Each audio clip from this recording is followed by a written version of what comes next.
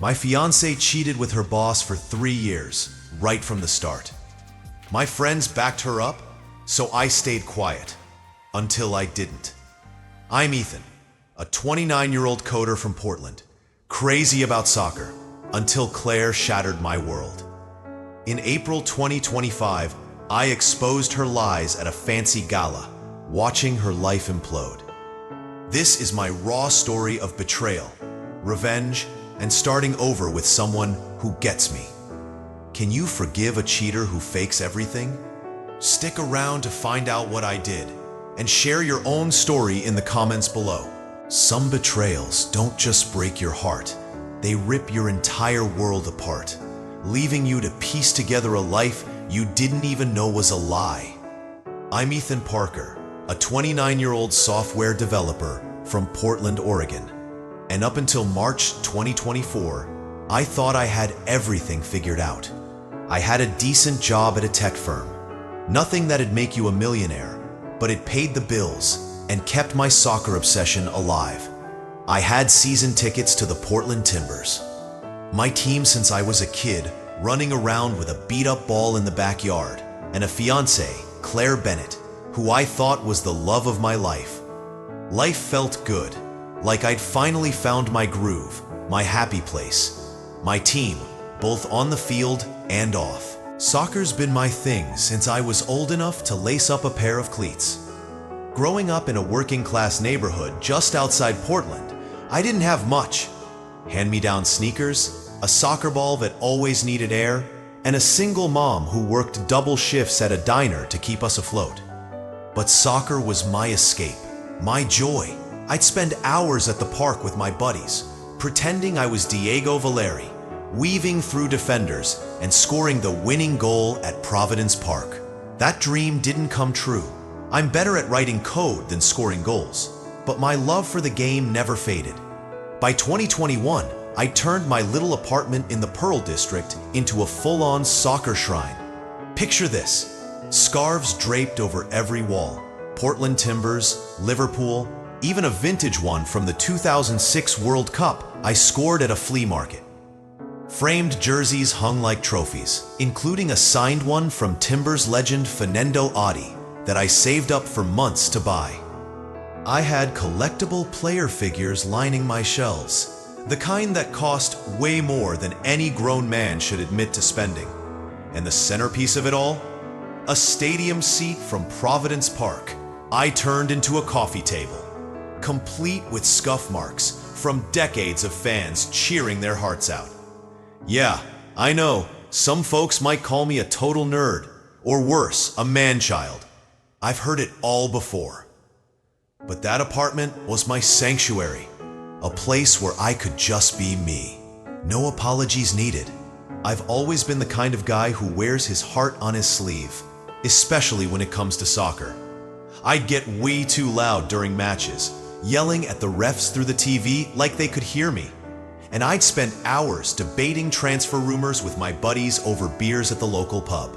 So when I met Claire at a sports bar in the Pearl District back in the fall of 2021, I thought I'd hit the jackpot. It was during a massive Liverpool versus Manchester United match, one of the biggest rivalries in the Premier League. The kind of game that gets your blood pumping just thinking about it. I spotted her across the bar, this gorgeous brunette in a Liverpool jersey, cheering like she actually knew what was going on. She wasn't just there for the vibes. She could name the entire starting lineup, positions and all, rattling off stats like a pro. For a soccer nut like me, that was pure magic. I mean, come on, a hot girl who knew the difference between a 4-3-3 and a 4-2-3-1 formation. I was done for. I slid into her booth with the cheesiest line I could think of. "You think Salah's got another goal in him today?" I asked, expecting her to laugh me off. But she smirked, her green eyes lighting up, and said, "Only if Van Dijk can hold off their counterattack. United's been pressing hard." I swear my heart skipped a beat. We hit it off right away, swapping numbers before the final whistle blew.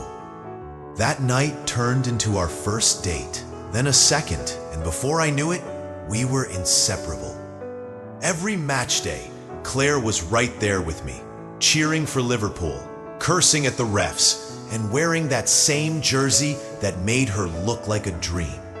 I thought she loved the game as much as I did, or at least loved me enough to share it. For our first anniversary, she surprised me with a signed Mbappe jersey, a piece I'd been eyeing for months, but could never justify buying. I nearly cried when she gave it to me. Not gonna lie, I hung it up in the living room, right next to my timber scarf, and I remember pulling her into my arms, whispering, "You're the best thing that's ever happened to me." She just smiled, that perfect smile that made my heart race, and said, "I know how much this means to you, Ethan." I believed her. Why wouldn't I? A year and a half in, I decided to take the plunge. I proposed to her on the field at Providence Park. Yeah, I pulled some strings with a buddy who worked there. It was after a Timbers game, the stands still buzzing with energy, the smell of grass and beer in the air. I got down on one knee, right at the spot where I'd watched Valeri score a screamer years ago, and asked her to marry me. The crowd around us cheered as she said yes, her eyes shining with what I thought was love. I slipped the ring on her finger, a simple band I'd saved up for. Nothing fancy, but it meant the world to me. We were building a life together, or so I thought. But the truth has a way of sneaking up on you, doesn't it? And when it hits hard. Harder than a last-minute goal in stoppage time. Looking back, I should have seen the signs. They were there, hiding in plain sight, like a bad call a ref makes that you don't catch until you watch the replay. But when you're in love, when you think you've found your person, you don't look for red flags. You don't want to believe the one you'd give the world for could be hiding a secret that'd tear your life apart. By the summer of 2023, Claire and I had been together for almost 2 years, and I thought we were solid. I mean, we'd built a life together. Match days, late-night pizza runs, and that Mbappe jersey she gave me for our first anniversary still hung proudly in our living room. But looking back, I can see the cracks forming, the little moments I brushed off as nothing, when they were really everything. Claire worked at this high-end marketing agency downtown, the kind of place where everyone's always dressed like they're about to close $1 million deal.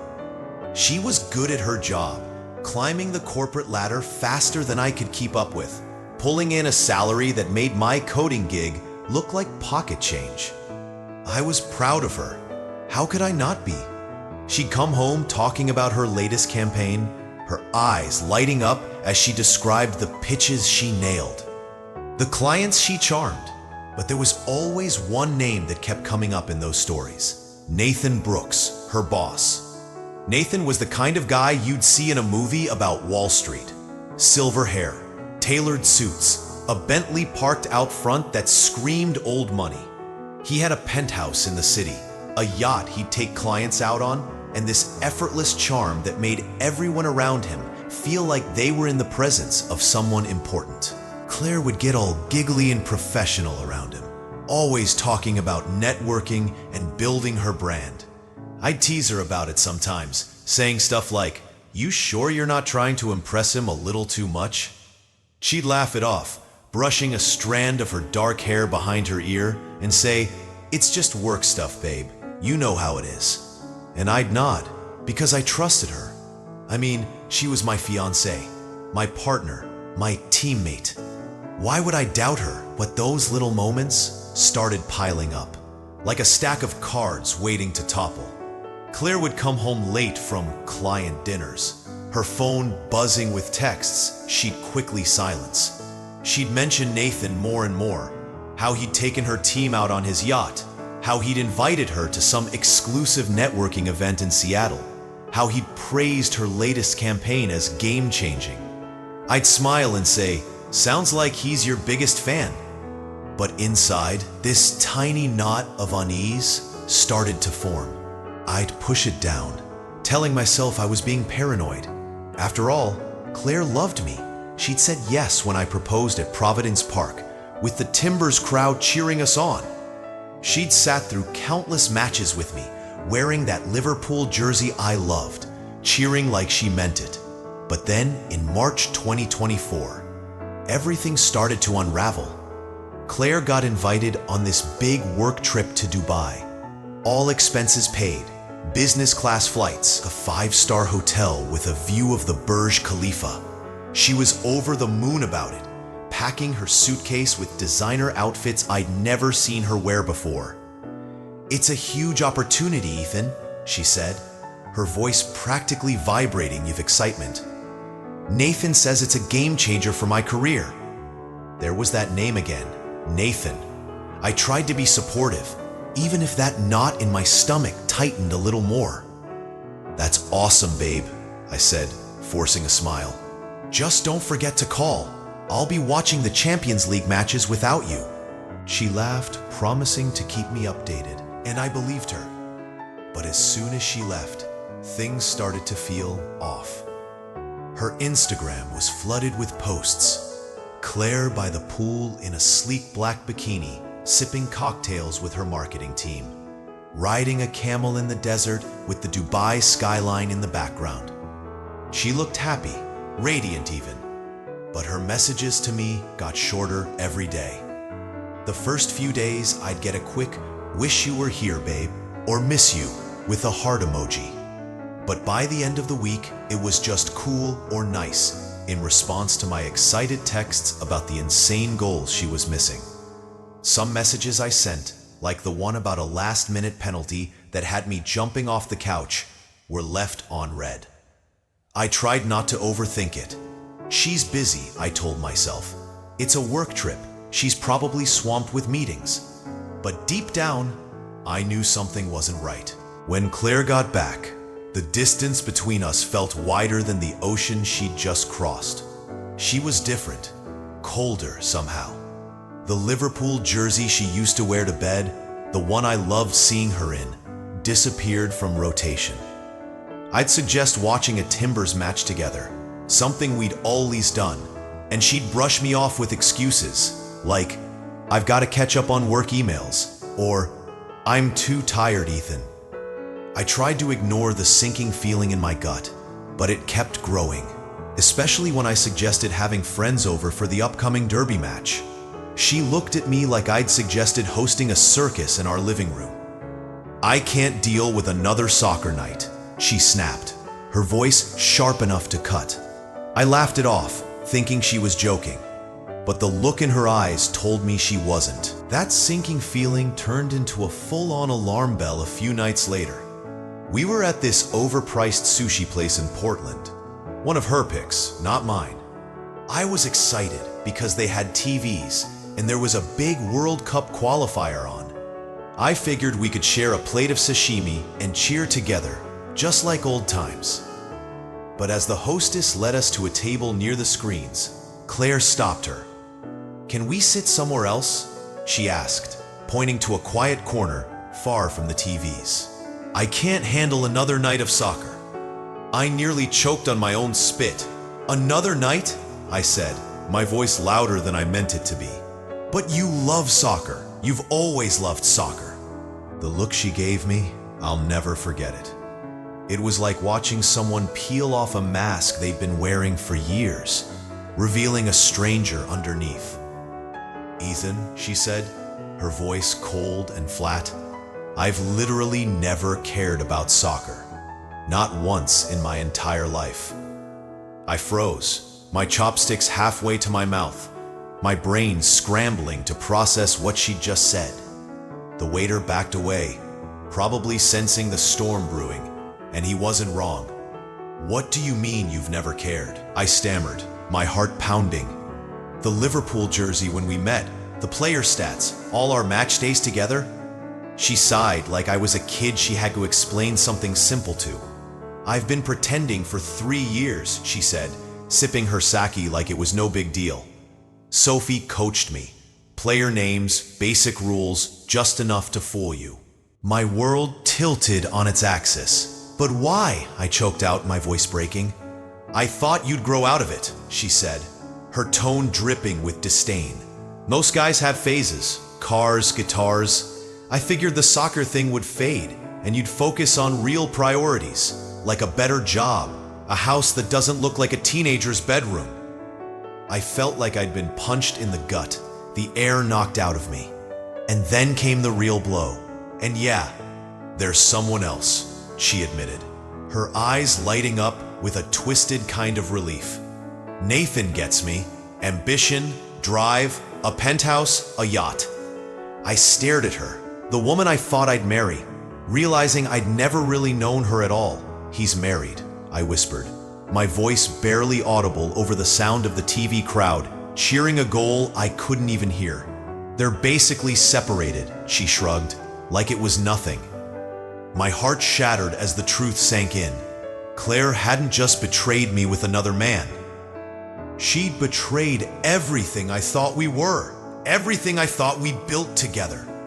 The moment Claire walked out, taking my Mbappe jersey and Dad's watch with her, my world didn't just crack, it shattered into a million jagged pieces, each one cutting deeper than the last. I stood in the middle of our Portland apartment, staring at the empty space where those things used to be, feeling like the ground beneath me had vanished. That watch wasn't just a keepsake. It was a piece of my heart, a memory of the first Portland Timbers game Dad took me to before he passed when I was 12. We'd sat in the stands, sharing a hot dog, cheering until our voices gave out. He'd given me that watch right after, saying, "Keep this, Ethan. It'll remind you of the good times." Now Claire had taken it, like she'd taken everything else. My trust, my love, my sense of self. I sank to the floor, my knees hitting the hardwood with a dull thud. And for the first time in years, I cried. Not just a few tears, but the kind of gut-wrenching sobs that leave you hollow. The kind that make you feel like you'll never be whole again. I don't know how long I stayed there, curled up against the wall. The silence of the apartment pressing down on me like a weight I couldn't shake. The place that used to be my sanctuary, my soccer shrine with timber scarves, framed jerseys, and that stadium seat coffee table felt like a mockery now. Every scarf, every ticket stub, every piece of memorabilia I'd shared with Claire was tainted. A cruel reminder of a lie I'd been living for 3 years. I kept replaying her words in my head, each one like a knife twisting deeper. I've literally never cared about soccer. I've been pretending. There's someone else. Nathan, her boss, the man she'd been cheating with since the day we met, while I was out here thinking we were building a future together. How did I not see it? I whispered to the empty room, my voice raw and broken. How could I be so blind? I pulled myself up, stumbling to the kitchen to grab a beer from the fridge, but even that felt wrong. The fridge door still had a Timbers match schedule stuck to it with a soccer ball magnet. A schedule Claire and I had marked up together, circling the games we'd watch. I ripped it off, crumpling it in my fist, and threw it across the room. It was all fake, I muttered, my hand shaking as I cracked open the beer. Every match, every laugh, every moment, she was just playing me. I took a long swig, the bitter taste doing nothing to dull the ache in my chest. I thought about all the times we'd sat on this couch, her head on my shoulder, cheering for Liverpool like we were a team. I thought about the way she'd laughed at my dumb soccer puns, the way she'd worn that Liverpool jersey I loved, the way she'd said yes when I proposed at Providence Park. It was all a lie, a carefully crafted act, coached by Sophie, her best friend, to make me think she cared. The worst part wasn't even the affair, though that hurt like hell. It was the betrayal of everything I thought we were. I'd built my whole world around Claire, around us, and now that world was gone, replaced by a void I didn't know how to fill. I walked over to the framed Mbappe jersey she'd given me for our first anniversary, the one I'd been so proud of, and stared at it. "You never cared," I said to the empty room, my voice barely above a whisper. "You gave me this to keep me hooked, didn't you? Just another part of the act."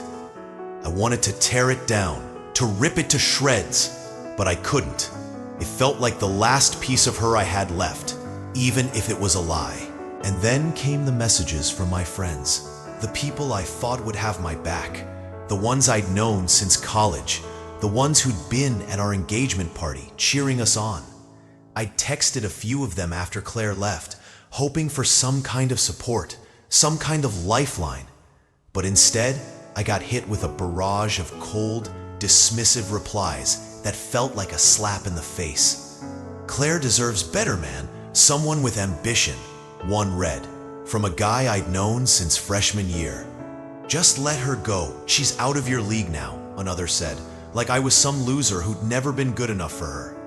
"Move on, Ethan. You're better off," a third chimed in, as if I was the one who'd done something wrong. I threw my phone across the room, watching it skid under the couch, my hands trembling with rage and hurt. Was I never enough? I asked myself, my voice breaking as I sank back onto the couch. Did everyone see me as a joke? This soccer-obsessed kid who'd never grow up? The thought burned, a fire of self-doubt that consumed every memory I had with Claire, with my friends, with myself. I thought of Dad, how he taught me to love the game, to find joy in it, and now even that felt tainted. I hadn't touched a soccer ball in weeks. The scarf on my wall felt like a cruel reminder of everything I'd lost. I walked over to the window, staring out at the Portland skyline, the city lights blurring as tears filled my eyes again. "She stole everything," I whispered, my voice trembling with a mix of anger and despair. "My trust, my memories, my friends. What's left of me?" I thought about the watch, the one piece of Dad I had left, now in Claire's hands, or maybe Nathan's, for all I knew. "Did you even care what it meant to me?" I asked the empty room, my voice rising. "Did you ever care about me at all?" I sank to the floor again, burying my face in my hands, the weight of betrayal crushing me. I didn't go to work the next day, or the day after that. My inbox filled with unread emails, my boss leaving voicemails I didn't return. I couldn't face the world, couldn't face the pitying looks I knew I'd get if I told anyone the truth. I stopped watching soccer, stopped checking the Timbers scores, stopped caring about the game that had once been my lifeline. The apartment, once my sanctuary, became a prison, every corner filled with ghosts of a life I thought I'd had. I'd sit for hours, staring at the wall, replaying every moment of the last 3 years, looking for signs I'd missed, for some clue that could have warned me. How did I let this happen? I'd whisper to myself, over and over like a broken record stuck on repeat. How did I let her break me like this? Days turned into weeks, and I became a shadow of myself. I hadn't shaved, hadn't left the apartment except to grab more beer, hadn't spoken to anyone. My friends didn't reach out, not really, just those cold texts telling me to move on. I felt like I'd lost everything, not just Claire, but the people I thought would stand by me, the game I loved, the man I used to be. I was alone, more alone than I'd ever been, and I didn't know how to climb out of the darkness that had swallowed me whole.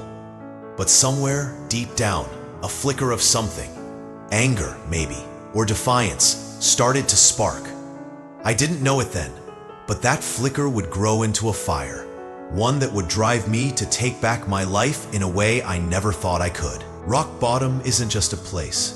It's a feeling, a cold, empty void that strips you of everything you thought you were. After Claire walked out, taking my Mbappe jersey, my dad's watch, and 3 years of my trust with her, I was there, drowning in that void. But here's the thing about hitting bottom. It's where you find the strength to rebuild. That night in my Portland apartment, staring at the ghosts of a life I thought I'd had. I decided I was done letting her betrayal define me. I wasn't going to be the fool she'd played, the guy my friends pitied while they sided with her. I was going to take my life back, and when the time was right, I'd show Claire exactly what she'd lost. It didn't happen overnight. It couldn't. The darkness Claire left me in was too deep, too heavy to climb out of in a few weeks. For the first month, I could barely get out of bed. My mind stuck on her words. I've never cared about soccer. There's someone else. But one morning in May 2024, I woke up and realized I couldn't keep living like a shadow. I needed help. So I started seeing a therapist, a guy named Dr. Ellis, who I found through a community center in Portland. At first, I felt awkward spilling my guts to a stranger, but he got it. "You've been through a betrayal that break anyone," he said during our first session. "But you're still here. That's a start." He encouraged me to take small steps, reconnect with things I loved, rebuild my sense of self. I also reached out to an old college buddy, Marcus, who'd never been part of Claire's circle. Over beers at a dive bar in the Pearl District, I told him everything. "She played you, man," he said, shaking his head. "But you're still here. That's a start." He encouraged me to take small steps, reconnect with things I loved, rebuild my sense of self. I also reached out to an old college buddy, Marcus, who'd never been part of Claire's circle. Over beers at a dive bar in the Pearl District, I told him everything. "She played you, man," he said, shaking his head. "But you're better than that. Don't let her win." That conversation lit a spark in me, a flicker of defiance I hadn't felt in months. I started with my body, signing up for a gym in the Pearl District, a gritty spot with rusty weights and a no-nonsense vibe. The first few weeks were hell, my body weak from months of neglect, but every drop of sweat felt like I was purging Claire's betrayal.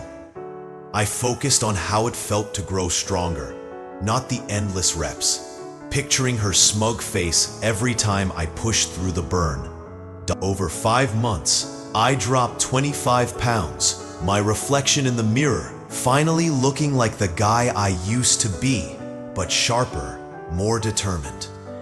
I got back to eating right too, trading beer for protein shakes, cooking meals that reminded me I was worth taking care of. Dr. Ellis noticed the change in our sessions. "You're starting to fight for yourself," he said, a rare smile breaking through his usual calm demeanor. That's real progress. Work became my next battleground. I'd been coasting at my old job, doing the bare minimum, happy to debug code and collect a paycheck. Claire had always pushed me to stay there, saying, "Stability's important, Ethan. Don't rock the boat." Now I saw her words for what they were, a way to keep me small while she chased Nathan's penthouse dreams. I'd been sitting on a job offer from Nexus Tech for months. Better pay, a senior developer role, a chance to build something I cared about. I'd hesitated because of Claire, but no more. I called the hiring manager in June 2024. "Hey, Vince, that position still open?" I asked, my voice steady. "Yeah, but I thought you weren't interested," he said, surprised. "I'm in," I replied. 2 weeks later, I started fresh, with a 30% salary bump and real responsibility. Leading a team, building apps from scratch, feeling like I was finally stepping into the man I was meant to be. With the new job came a new place. I couldn't stay in that old apartment, haunted by memories of Claire's lies. In August 2024, I moved into a sleek high-rise in Portland's South Waterfront, with floor-to-ceiling windows and a view of the Willamette River that made my heart race. It was pricier than I was used to, but my new salary covered it. The place was a blank slate, no traces of Claire, no arguments about my immature Timbers posters. I decorated it my way.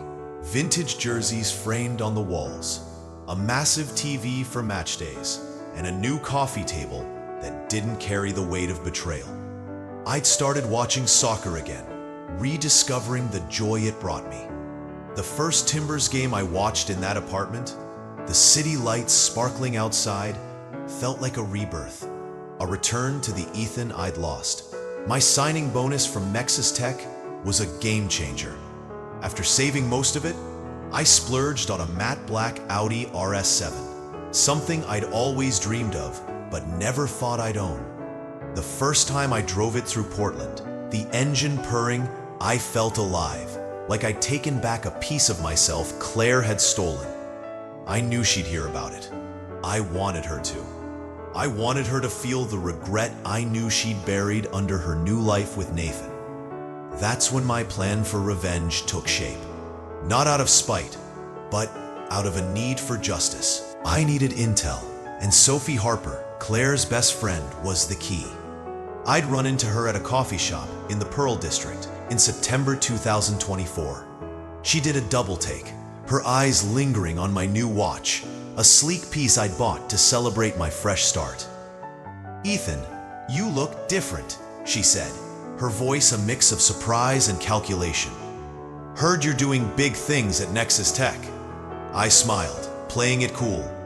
"Things are good. How's Claire?" Sophie spilled everything, her opportunistic nature kicking in as she sensed a new target. Claire was living with Nathan, but it wasn't the fairy tale she'd hoped for. Nathan hadn't left his wife Ellen due to a prenup that'd leave him broke, and Claire was stuck hiding in the guest room whenever Ellen showed up. Sophie laughed as she described Claire hiding in a closet for 2 hours once. But there was more. Claire had maxed out 3 credit cards, even borrowing money from Sophie to keep up with Nathan's lifestyle. "She's desperate," Sophie said, sipping her latte. "She's got business cards for a director role she doesn't even have." I nodded, my mind racing. That night, Sophie tried to take things further, leaning in close, her hand brushing mine, her voice low and suggestive. "You've really turned things around, Ethan. Maybe we could be something too." I pulled back, keeping my tone firm but polite. "I'm not looking for anything, Sophie. I just want to know how Claire's doing." Her face fell, but I didn't care. I wasn't the naive guy she could manipulate anymore. The final piece came when Sophie mentioned Nathan's charity gala in April 2025, a glitzy event in downtown Portland where Claire would be introduced as his partner. It was the perfect stage for my plan. I'd been working with Ryan Mitchell, an old college buddy in IT at Claire's company, to pull their messages, legally, through an internal investigation Ryan helped facilitate. The messages were damning. Claire calling me a soccer loser, Sophie coaching her to keep pretending, and Claire's plans to upgrade to Nathan. I also had an audio clip from an old voice memo, Claire laughing about using me. I spent the weeks leading up to the gala preparing, buying a tailored suit, ensuring my Audi was spotless. I wasn't just going to expose Claire. I was going to show her what she'd lost, to make her regret ever crossing me. The night of Nathan's charity gala in April 2025 was the culmination of everything I'd been working toward, a chance to reclaim my life with the sharp edge of truth. I'd spent months preparing, gathering every damning piece of evidence to expose Claire's lies. But as I rolled up to the upscale hotel in downtown Portland, my matte black Audi RS7 catching the valet's eye, a storm of emotions churned inside me. I stepped out in a tailored suit I'd never have dared to wear a year ago, my jaw set, my heart racing. I looked like a man who had it all together, 25 pounds lighter, a senior developer at Nexus Tech, untouchable. But beneath the polished exterior, I was a mess of nerves and doubt. Was I really going to do this? Was I ready to set fire to Claire's world and watch it burn? I walked into the ballroom with Sophie on my arm, her Hollywood-style dress glittering under the chandeliers. She jumped at the chance to be my plus one, thinking I was her new ticket to a better life now that I was killing it at Nexus. The room buzzed with Portland's elite, business tycoons, socialites, people who'd never given me a second glance before. Tonight, though, they noticed. I could feel their eyes on me, whispering about the new guy. With the sharp suit and confident stride, it took less than a minute for Claire to spot me from across the room. She was clinging to Nathan, her arm looped through his, radiant in a shimmering gold gown that probably cost more than my old rent. But when her eyes met mine, her face fell. Shock, then a flicker of regret that hit me harder than I expected. I held her gaze, letting her see me, letting her feel the weight of what she'd thrown away. I wanted her to marinate in that regret before I dropped the truth that shattered her carefully curated facade. Sophie dragged me around, introducing me to people with a fake sweetness, calling me her special friend, and dropping hints about my exclusive investment opportunities. I played along, smiling, shaking hands, but my focus was elsewhere. I noted the AV booth where Ryan, my IT buddy, had set everything up. The USB drive in my pocket felt heavier than ever. Claire and Sophie's messages, their cruel words, the audio clip of Claire laughing about using me, all ready to go. But as Nathan prepared to take the stage, doubt crashed over me like a wave. I slipped away from Sophie, retreating to a quiet corner near the bar, my hand gripping a glass of whiskey I'd ordered to steady my nerves. "What am I doing?" I whispered to myself, my voice barely audible over the hum of the crowd. "This isn't me. I'm not the guy who destroys lives." I thought about Dad's watch, the one Claire had taken, the last piece of him I had. I thought about the 3 years of lies, the friends who turned their backs on me, the way Claire had made me feel like I was never enough. She deserves this, I told myself, but the words felt hollow. What if I was wrong? What if this made me just as bad as her? Nathan's voice pulled me out of my thoughts. He clinked his glass, the room falling silent. "Thank you all for coming tonight," he said, his tone smooth and polished. "This event isn't just about raising money for charity, though we've raised an incredible amount." Polite applause rippled through the crowd. "It's also about new beginnings. I'd like to introduce someone very special." That was my cue. My heart pounded as I made my way toward the AV booth, my hand trembling as I pulled out the USB. I hesitated, my finger hovering over the button that'd change everything. "Do it for Dad," I whispered, my resolve hardening. "Do it for you." I pressed the button, and the giant screen behind Nathan flickered to life, not with the charity logo, but with a grid of messages that tear Claire's world apart. "God, I can't wait to ditch this soccer loser once Nathan leaves his wife," one read. Claire's words glowing in bold. "Just keep pretending for a few more months," Sophie replied. "The idiot actually thinks I care about Liverpool," another message from Claire said, followed by laughter emojis. The room erupted in gasps, whispers turning into a roar as the audio clip played. Claire's voice, cold and mocking. "I'm only using Ethan till Nathan makes his move." A woman in the crowd near the front scoffed loudly, her voice cutting through the chaos. "She's a fraud." The comment sparked more murmurs, the elite turning on Claire like a pack of wolves smelling blood. Sophie's face turned pale, her hands flying to her mouth in horror. Claire, on stage beside Nathan, froze, her eyes darting to the screen, her gold gown suddenly looking like a cheap costume for a role she couldn't play anymore. She grabbed the mic, her voice shaking as she tried to salvage the moment. "This isn't what it looks like. I cared about him, I swear," she stammered, but the crowd's murmurs drowned her out, a mix of shock and disdain rippling through the room. Then, a sharp voice sliced through the noise. Nathan's wife, Ellen, stormed the stage, her eyes blazing with fury. "Cared? You've been sneaking around with my husband for years, you liar," she snapped, yanking the mic from Claire's trembling hands. Claire stumbled back, her heels catching on her dress, her face a mix of shame and panic. I stepped forward, the crowd parting like the Red Sea, every eye on me. Claire's gaze locked onto mine, a storm of fear and regret. I pulled her ring, our engagement ring, from my pocket, holding it up so the light caught its gleam. "You wanted to level up, right?" I said, my voice steady, cutting through the silence. "Well, I'm done being your doormat." I tossed the ring at her feet, the sharp clink on the marble floor echoing like a gunshot. She stared at it, tears streaming down her face, as Nathan turned away, his own empire crumbling. The aftermath was a whirlwind. Ellen filed for divorce the next day, armed with the evidence she'd needed to void their prenup. Evidence I'd handed her on a silver platter.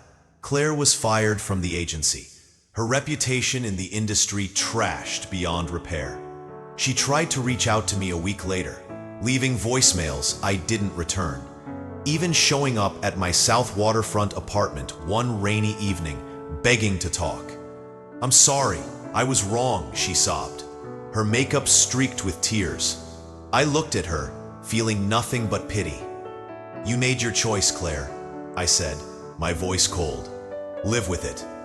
I shut the door, blocking her number that same night. Last I heard, she'd moved back to her hometown, working a dead-end job at her dad's insurance firm, a far cry from the penthouse life she'd chased. Sophie tried to call me dozens of times, even sent a handwritten apology I used to start my barbecue. I'd seen her true colors on that screen, right alongside Claire's. Nathan lost everything in the divorce. His Bentley and yacht sold off to pay Ellen's settlement. I walked away from that gala with my head high, knowing I'd taken back my life, and left them with nothing but the wreckage of their own lies. Looking back, the last year feels like a storm I barely survived. One that dragged me to the darkest depths before I found the light again. I'm Ethan Parker, a 29-year-old coder from Portland, Oregon, and I've been through hell. Claire's betrayal, 3 years of lies, an affair with her boss Nathan, and my friends siding with her shattered me. But that gala in April 2025, where I exposed her true colors to Portland's elite, wasn't just about revenge. It was about reclaiming my life, my pride, and the memories she stole, like Dad's watch, the one she took when she left. A month after the gala, a package arrived at my South Waterfront apartment. Inside was the watch, with a note from Claire. "I'm sorry." I didn't reply, but holding it again, I felt like I'd finally taken back every piece of me she'd tried to erase. Claire got what she deserved. She's back in her hometown, working a dead-end job at her dad's insurance firm, a shadow of the penthouse life she chased with Nathan. Sophie's fake apologies went nowhere. I blocked her after her third call, using her letter to start my barbecue. Nathan lost everything in his divorce. Ellen took it all.